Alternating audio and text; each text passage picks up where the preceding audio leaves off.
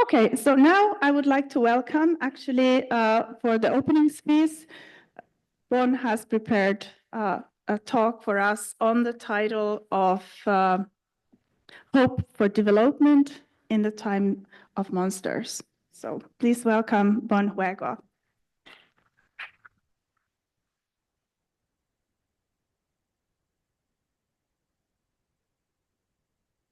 Good morning, everyone, and to international participants joining us online. Warm greetings from Helsinki, Finland. Let me begin with an admission. We, the board of the Finnish Society for Development Research and the organizing committee of the Development Days 2025, have been pleasantly surprised by the number of registrants and participants, both on-site and online, for our activities. We have dealt with more than 200 people altogether who registered for our two-day conference and the pre-conference events yesterday. The doc shop for doctoral researchers, the master's workshop for graduate students, and the public forum. We received a record number of working group proposals, nominations for master's thesis award, and applicants for the research training activities. Our sincere thanks go to all of you for your attention and cooperation, and to the youth volunteers, colleagues who offered their services as mentors, and those serving on the selection and award committees. We are also grateful for the generous institutional support and financial subsidies granted to us. We did not expect that this year's theme, Development Transitions Amidst Waste, Wars, and Maldevelopment, would generate such great interest. Given the current global and political realpolitik, it is becoming less appealing and in fact more threatening to stay, study, or pursue the field of development. For a long time, critics of our academic discipline and professional practice have been relentless in trying to make us irrelevant. But we have pressed on, insisting on the truth of our relevance. Here in Finland, our detractors often tell us that we, in development studies and research, are too small a community. Yet, we march on, refusing to be gaslighted, because the reality is that, together with our partners and colleagues in academia, government, and civil society, and the constituencies and beneficiaries of our development work, we boldly assert, we are many, they are few. The key concept that we are to reflect on during our two-day conference is development transitions. We convene here with a reminder that development, which is best understood as a concept of processes and relationships, is constantly engaged in the process of change, whether as an academic discipline, a foreign policy, or a profession. Through our diverse yet interrelated working group themes, we shall inquire into the issue from a historical perspective, examining the present. How is development transitioning? In light of the past, how has development transitioned? With a view to the future, what development transitions should happen?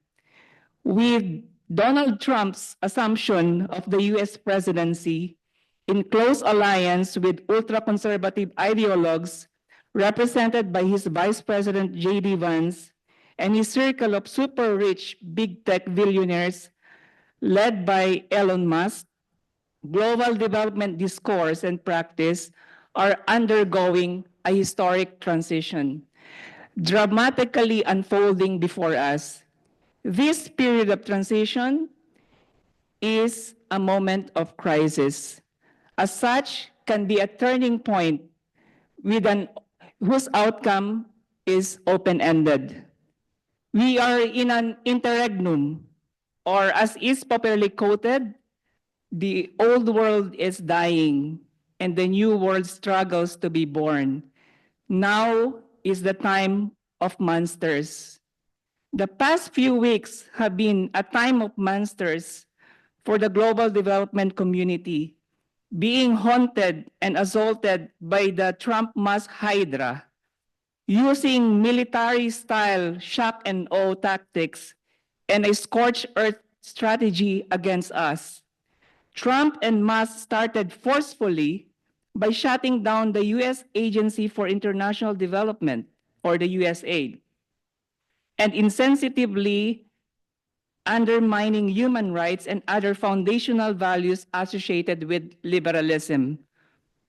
Over the long term, what is more dangerous and alarming for us development scholars is that Trump, Musk, and their right-wing populist following are not only attacking the institutions of international development, but the very ideas and progressive principles of good development.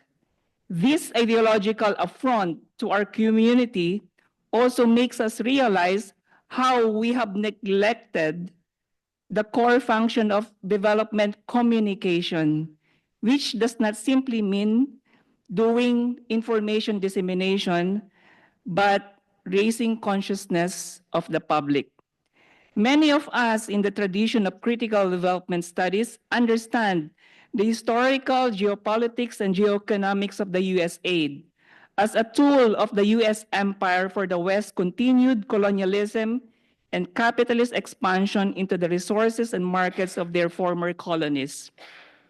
Yet, even if the Trump-Musk duo would completely dismantle colonialist institutions like the USAID, or even if their aggressive drive for government efficiency and debureaucratization is extended to the so-called Washington Consensus, namely the World Bank, the International Monetary Fund, or the IMF, and the WTO, or the World Trade Organization, the so-called unholy trinity of neoliberalism that have caused the destruction of economies and societies in parts of Asia, Africa, and Latin America, the mentality and vested interest underpinning the Trump-Musk doctrine of development are totally different from our contextual analysis, sensibilities, morality, and progressive vision in critical development studies. For quite some time now, we have already been living in a multipolar world. Global capitalism has evolved towards real competition, meaning no single country, not even the United States, can control the new era of competitive capitalist development. Trump's nationalist and protectionist America First policy is not a retreat to neoliberal globalization, but an obvious response to the imperatives of hyper-competition in the present-day world capitalist system. But while the preeminence of the US is over, the incumbent empire and longtime hegemon won't easily give up power. After all, notwithstanding Trump's campaign rhetoric promising no wars or stopping wars, we know too well in the geopolitical economy of development that wars, imperialist wars, are the foundations that protect, promote, and sustain the vested interests of the American empire's military, industrial, financial complex, the racial, gender, class supremacy of the white male capitalist class, the global north's technocultural superiority, and the ideology of economic nationalism. Nevertheless, the imperial overstretch of the US and the decline of the European Union can be momentous for alternative development forces to bypass and uproot Americentrism, and Eurocentrism. In this disruptive phase in global development, it is important for critical scholars not to get distracted, to not allow ourselves to lose perspective by getting caught in the inter-elite squabble between the hypocritical internationalism of the liberal elites and the fascist nationalism of the oligarchs. In social science research and scholarship, the development process has been analyzed at various scales, grassroots, national, and international. Despite differing levels of analysis, there is a common understanding that our strategies for transitioning into alternative futures are path-dependent. This means that achieving our envisioned future, be it through political economic reforms, technological innovations, socio-ecological transformation, sustainable communities, commoning, or social movement struggles, requires us to consider the specificities of our past and present context. At this juncture, global development processes and relationships marked by advances in science and technology are shaped by three major tendencies. First, the enduring discursive dominance of the modernization paradigm. Secondly, the continuity of dependency in the unequal North-South relations. And third, a new era of intense capitalist competition for global competitiveness.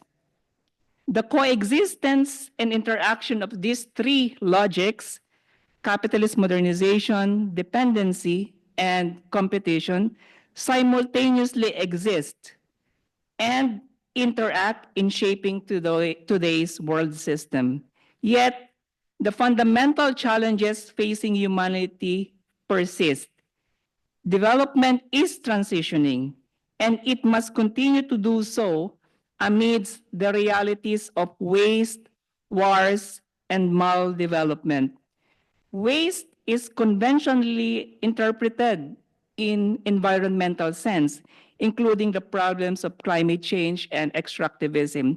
But waste also has a class connotation, notably the exploitative relationship between the wasted and wasting classes, transforming valuable beings into wasteful things. Wars are typically seen as the absence of development, whose aftermath demands humanitarian and development interventions. But in fact, wars are products of and organic to the racialized and gendered power relations inherent in the globalizing process of capitalist accumulation.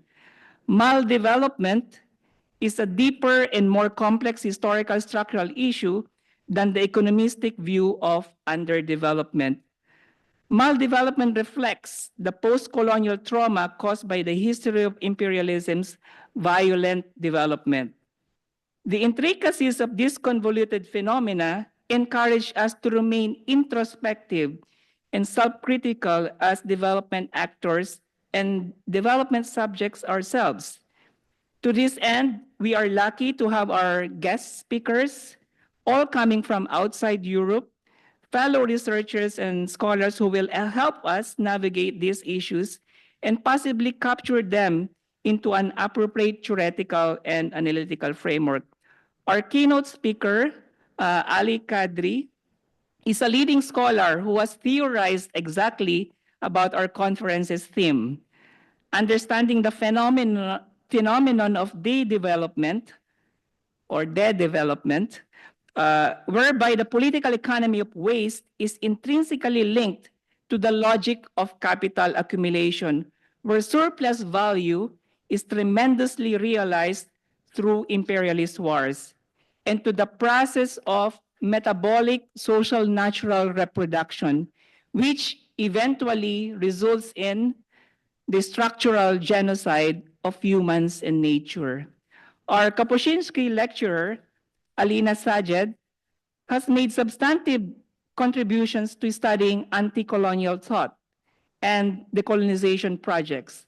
focus on the original geographical area of development studies, the Global South, otherwise called the Third World or developing countries.